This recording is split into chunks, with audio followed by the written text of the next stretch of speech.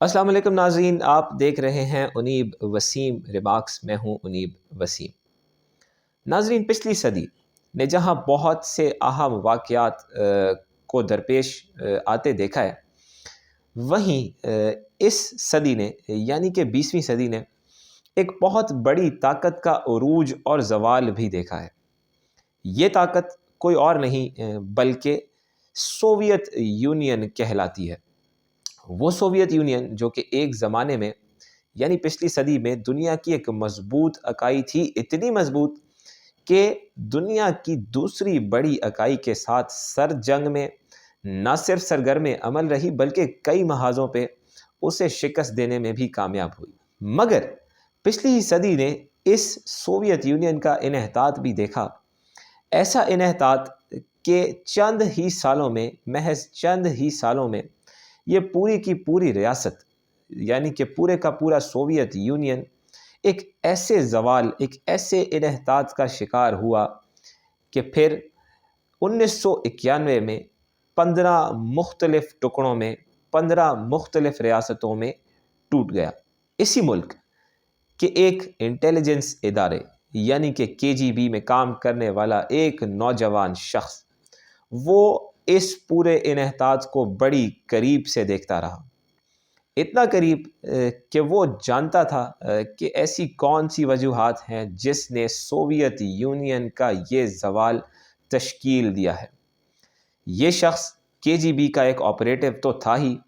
مگر Soviet union کے ٹوٹنے کے بعد جب رشیا کی یہ intelligence agency federal security service کہلائی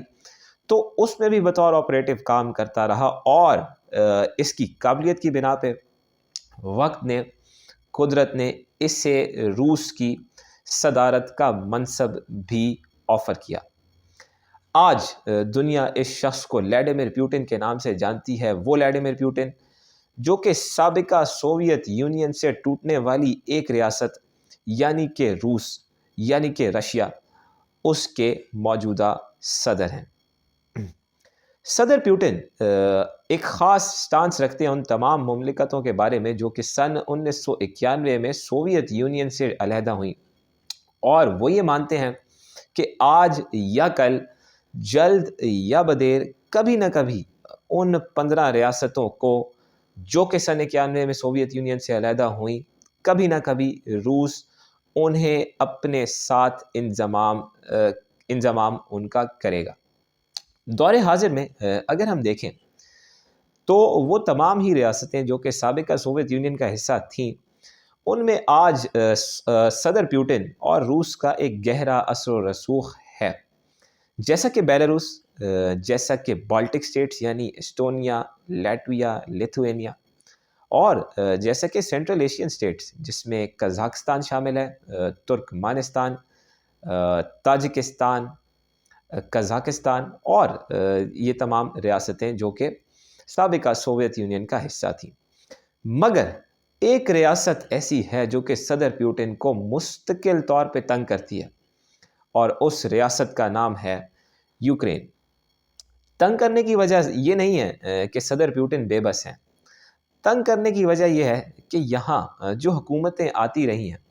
اس ملک یعنی یوکرین میں جو حکومتیں آتی رہی ہیں، وہ مغرب یعنی امریکہ کے ساتھ ایک خاص محبت رکھتی ہیں۔ وہ ہمیشہ سے ہی امریکی کیمپ میں رہی ہیں، اور ان کی کوشش رہی ہے کہ وہ امریکہ کے زیر اثر اپنا اس خطے میں اثر و رسوخ بڑھائیں۔ صرف یہی وجہ نہیں، اس وقت یوکرین کے جو صدر ہیں یعنی ولاڈیمیر زیلنسکی، وہ یہ خواہش رکھتے ہیں کہ آج یا کل یوکرین نیٹو کا حصہ بنے۔ وہ نیٹو جس پہ صدر پوٹن اس لیے تنگ ہوتے ہیں کہ یہ وہ نیٹو ہے جس نے سوویت یونین کا انحطاط اور اس کے زوال میں ایک بڑا رول پلے کیا۔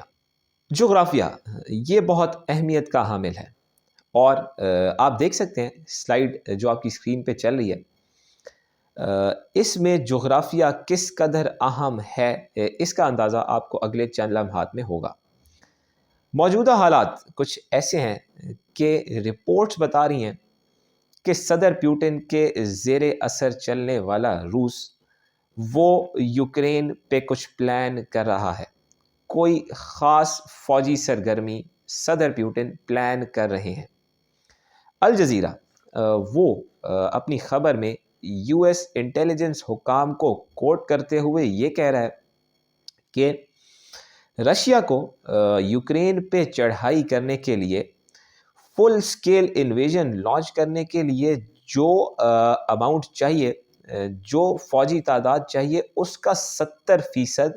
صدر پیوٹن کے ایما پہ یوکرینی سرحد پر تعینات ہو چکا ہے۔ الجزیرہ ہی ان انٹیلیجنس آفیشلز کو کوٹ کر رہا ہے کہ وہ صدر بائیڈن کو یہ چیز رپورٹ کر رہے ہیں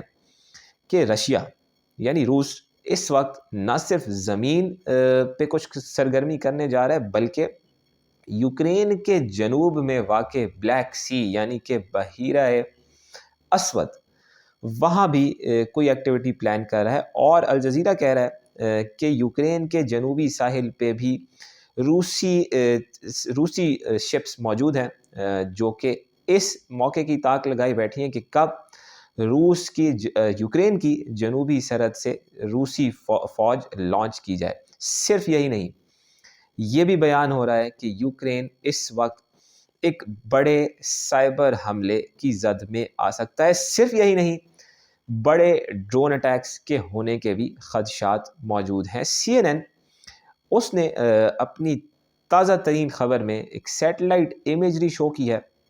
جس میں وہ یہ کہہ رہا ہے کہ روس کی ایک بڑی بیس سے بھاری مقدار میں، بڑی تعداد میں آرٹلری اسلحہ وہ ڈسپیچ کیا جا رہا ہے کہ ان فوجیوں کو فراہم کیا جائے جو کہ یوکرین کی سرحد پہ موجود ہیں۔ عرب نیوز سعودی عرب سے وہ یہ رپورٹ کر رہا ہے کہ اس وقت تک روس نے تقریباً 1,10,000 فوجی یوکرینی سرحد پہ تعینات کر دیے ہیں۔ اور بات صرف یہی نہیں رکتی، عرب نیوز یہ بھی کہہ رہا ہے اپنی اس خبر میں کہ صدر پیوٹن فروری کے وسط میں یعنی مڈ آف فیبرری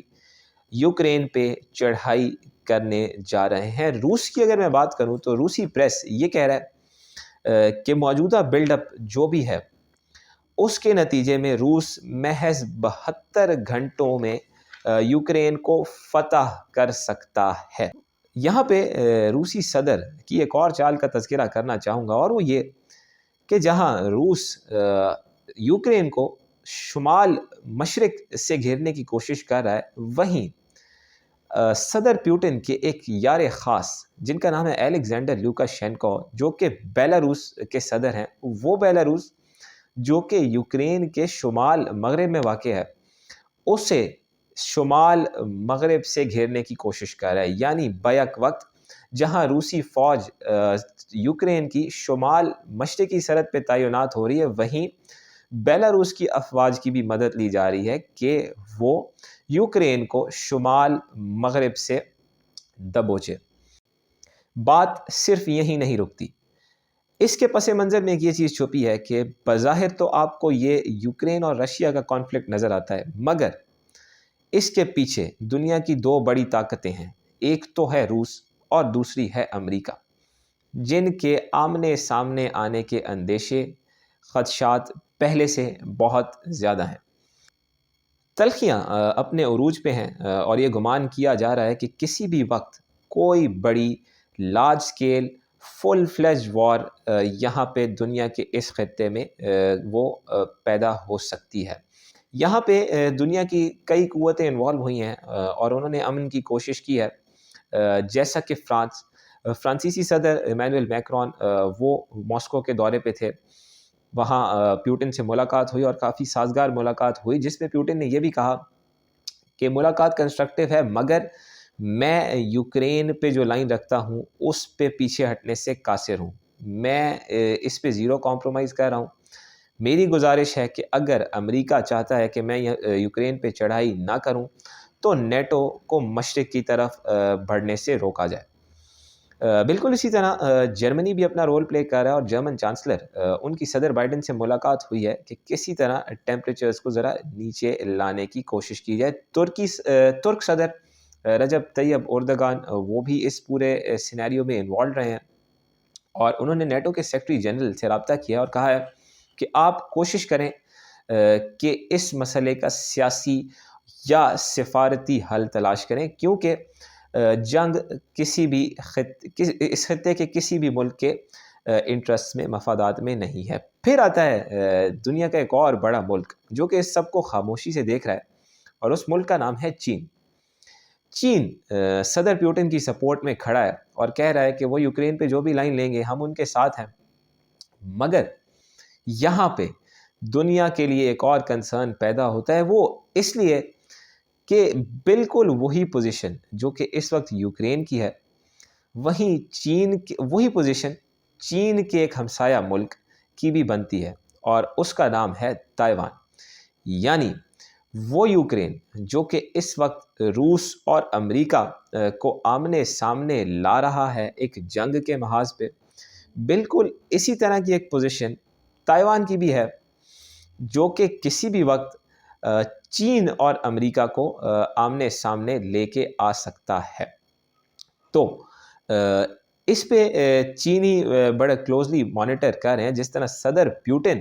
ایک لائن یوکرین کے بارے میں رکھتے ہیں کہ یوکرین ان کا حصہ ہے، اسی طرح صدر زی جن پنگ وہ بھی تائیوان کے متعلق ایک لائن رکھتے ہیں کہ تائیوان ان کے جغرافیے کا حصہ ہے، مگر وہاں بھی یہی قدغن کہ وہاں کی جو صدر ہیں وہ امریکی کیمپ میں ہیں، اور ان کی کوشش رہتی ہے کہ امریکہ کے زیر اثر ہی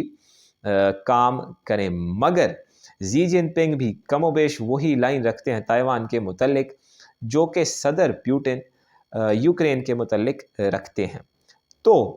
نہ صرف اس وقت یوکرین ایک کنسرن ہے، بلکہ دنیا کے لیے تائیوان بھی ایک کنسرن ہے، کیونکہ روس سے بھی زیادہ بڑی طاقت چین وہ اس وقت اس کو خاموشی سے دیکھ رہی ہے، اور یقیناً تائیوان پہ کچھ سوچ رہی، مگر تائیوانی حکومت وہ بھی اس وقت اپنے اطراف میں دیکھ رہی ہے، امریکہ کی طرف نظر دوڑا کے دیکھ رہی ہے